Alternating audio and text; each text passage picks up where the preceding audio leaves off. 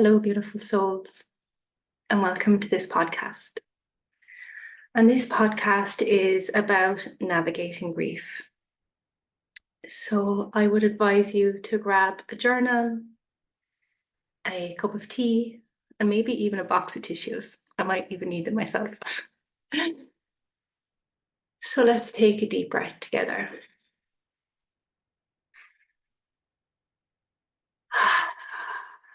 Yes, grief. Even saying the word grief, it holds so much weight. And even I can feel like my heart beating at the different types of grief that I felt over the years. And I don't think I fully understood, accepted, come to terms with, faced grief until very, very recently. So in my 35 years here on this planet, it's taken me this long to find like, oh, okay, your grief. And I'd like to start from the very beginning because many of us, all of us, experience grief, and grief is grief no matter how you experience grief. Grief is grief. And for me, I think losing my brother was the biggest journey grief. I don't think I know, is the biggest journey I have been on with grief.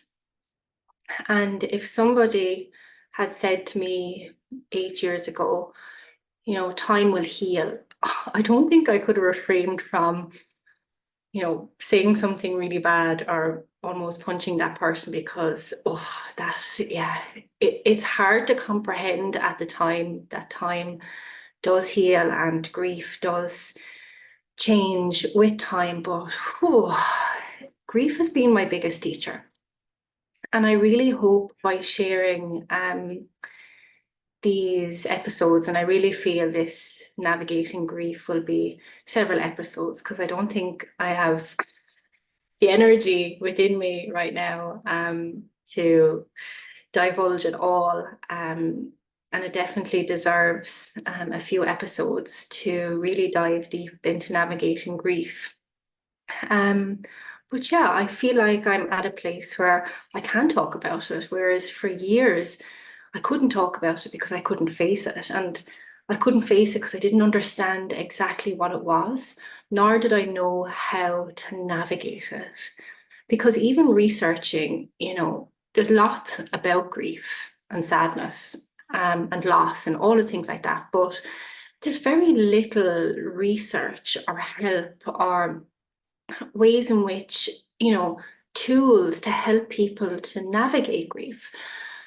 And I suppose I have been seeking or searching it all this time, but never really had like a concrete way. And maybe there's not supposed to be.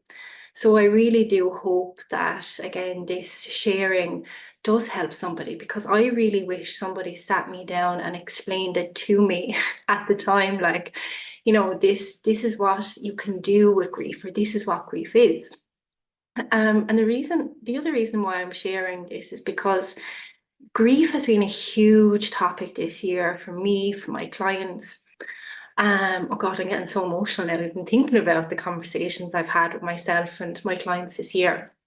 And when we sat down and talked about it and talked how we can get through it and what we can do and what grief is, oh my God, there was just so much healing.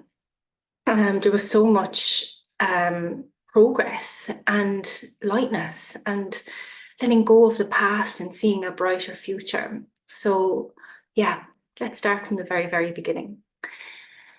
So when we come into this world, we come in with grief.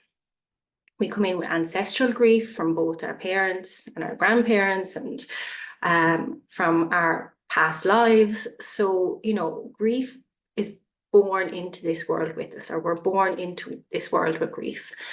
And I really do feel, unless you do the inner work and begin to unravel and peel back those layers, those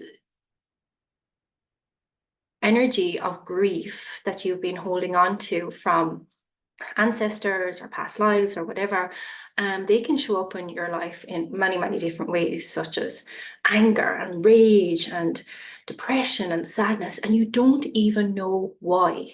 That's the worst thing for me, is when you go to the doctor and they're like, I don't know what's wrong with you. And what happens is, especially if you're Irish or English, we're told to suppress our emotions.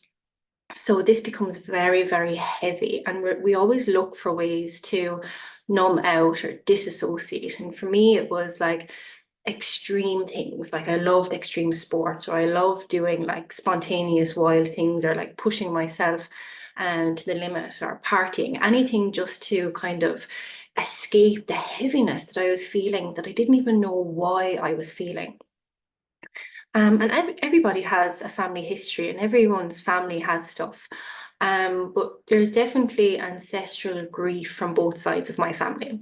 And I feel it very intensely. And I always have, but I didn't realize it until, I started to do this work. So yes, that's one layer of grief. Carrying the trauma or the grief from your parents, your grandparents, your ancestral line. And if you go far back enough, you will find something. You could have lost a grandparent, like that's grief.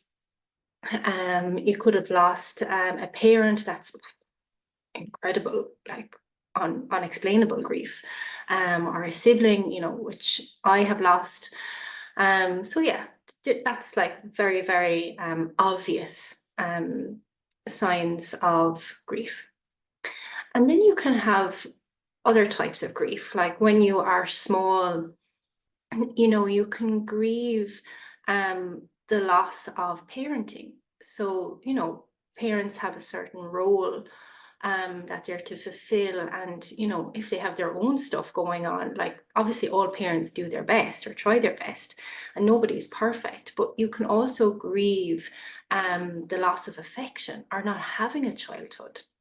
And they're harder to pinpoint because who are you comparing your life to? It's not till you get older, but like, oh, I never did that as a child, or oh, my parents never spoke to me like that, or I never got this. So you only kind of put those pieces of the puzzle together as you grow up. And you can have grief of a loss of a friendship.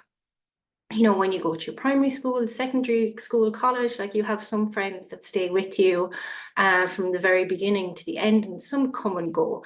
And, some relationships go and they don't really phase you, but some others can really, really cause a lot of grief.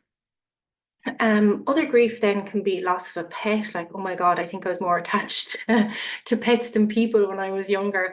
Like when any of my pets died, oh my God, the sadness that I felt. And to this day, like I'm quite resistant to getting a dog or a cat, because when my two chickens died, I was just absolutely devastated. I was just bawling my eyes out. I was like, oh, I can't handle this. It's so intense.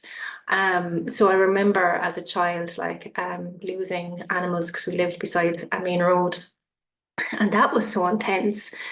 So grief, we all experience it. It cannot be avoided. And I tried to avoid it for years and it doesn't work. So this is why I'm sharing this podcast now. It does not work. So please, please, please, if you take anything from this episode, do not avoid your grief.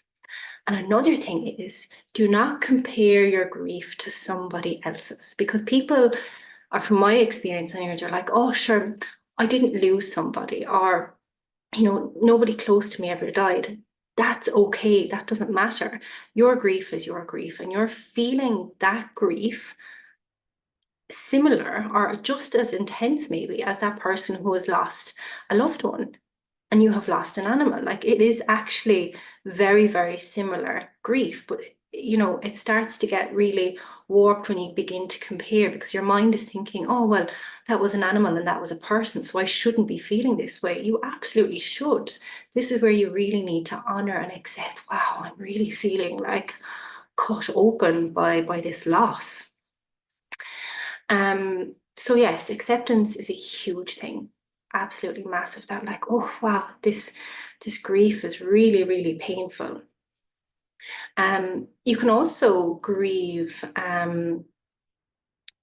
a job, like if you've lost a job or if you didn't get a job, um, or if you had a certain path paved out for yourself and something happened, you can grieve that path that never unfolded for you, or you never got a chance to that because you became a mother, and that became your path instead of a career, or financially you couldn't go to that college, so you had to take another route or whatever. So there are other ways that you can experience grief as well.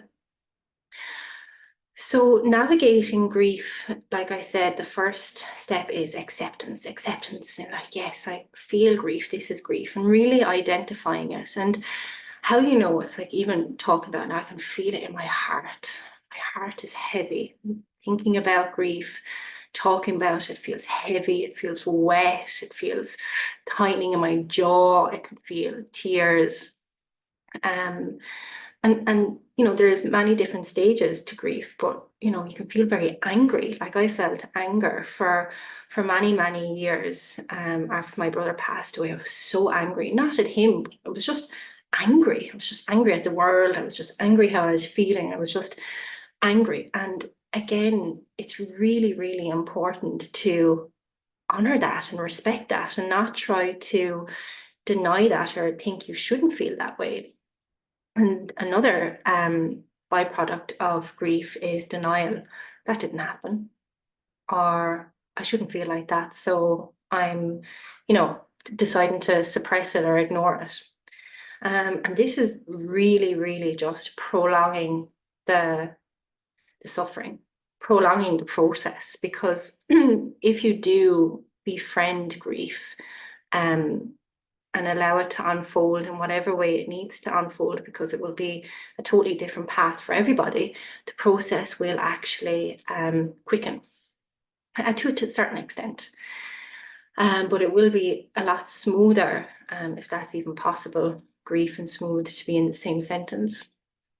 But yeah, definitely acceptance, acknowledgement, trusting. So trusting that how I'm feeling now is not how I'm going to feel forever. And this is very, very true. There comes a point in your grieving process where it doesn't hurt as much. You never forget. You never, ever, ever forget. It's always going to be there. But it's as if something lifts from your vision, from your mind. You're like, oh, the sun is brighter today, or wow, the grass is greener, or the sky is bluer. I never seen it that way. You begin to feel more deeply into your body. And because from my experience, when you experience grief, it's like it takes over your body. And you begin to go through this metamorphosis or this transformation. And that's why a lot of people say, when somebody dies, that a part of them died with them, because you're never the same person. This is what grief does. It transforms you, because you were one person when you had that person, thing, or situation in your life. And then when that's taken away forever, permanently gone, a part of you that was attached to that is also gone. So it takes this time for this transformation, or this metamorphosis, this caterpillar to a butterfly. And it's so funny, I'm looking at a butterfly card and a moth card as well.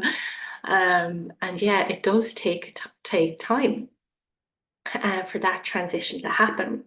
And they actually say that it takes, I think it's 6 years chemically for your body to fully come back to itself, or fully reset, or fully transform after grief. And they also say, for however long you've been in a relationship, it takes half that time to get over that relationship. So if you're with somebody for 10 years, it can take you 5 years to fully heal from that breakup or the grieving process. And I definitely feel that is very true. The same for losing somebody. Is definitely taken about 6 years for me to finally be like, oh wow, I'm back to myself. But it definitely doesn't end there. So what I've learned, and what I think I will leave you with today is when you recognize that you are grieving, and if you can do this from the very, very beginning, it would be amazing. But I know how, chaotic and traumatic the early stages of grief can be, but maybe this might help. Is when it first happens, or maybe a couple of weeks or months afterwards, acknowledge that grief is there and just welcome grief in, because we're just always trying to push it away. Welcome grief in and let it sit beside you, or if you can, bear to hold its hand and be like, okay, grief, we are going to walk this path together. And you can stay there for as long as you wish, but I am moving forward now with my life.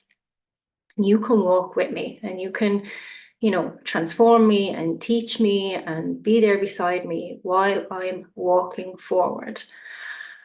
And for me and for my clients, doing that and stating that and making that agreement with grief has been totally transformative. And it's helped to ease the pain. It's helped ease the heaviness.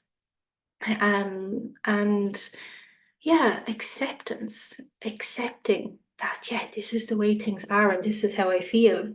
I'm just spilling my tea all over myself, spilling the tears. Yes, so acceptance and acknowledgement and walking with grief are my 3 tips for this episode for navigating grief. And remember, never to compare your grief to somebody else's. Grief is a very individual journey, and never think your grief is less than somebody else's. Your grief is painful and unique to you, so just accept that, yeah, I'm entitled to feel the way I'm feeling. And the more you accept that, the less power you give it. See, this is what happens. We give our power to it, the more we resist it, or the more we deny it, or the more we suppress it, we're actually feeding it. It stays around for longer. So yes, I really, really hope that this episode 1 of Navigating Grief has helped in some way, shape, or form. I definitely feel a lot lighter myself. It's like, oh, something that has been on my mind for a long time to share, because it's something that I have been working with for quite some time, and it has been a huge theme over the last 6 months with clients. And I was like, oh, okay, maybe somebody else needs to hear this. So let me put it somewhere where it's available to a lot more people. So yes, I'm sending you so much love, regardless of where you are or what you are going through. Remember, we are all dealing with some level of grief, or even, this could be something for the future, to remember, because the more tools we have in our wellness toolbox, the better, because we never know what life may bring to us in each moment. So I would absolutely love to hear from you if you have any feedback, or if there's anything you would like to share. I'm always, always, always so happy to listen to any messages or feedback. So thank you very much for taking the time to tune in here today. I'm sending you so much love. Namaste.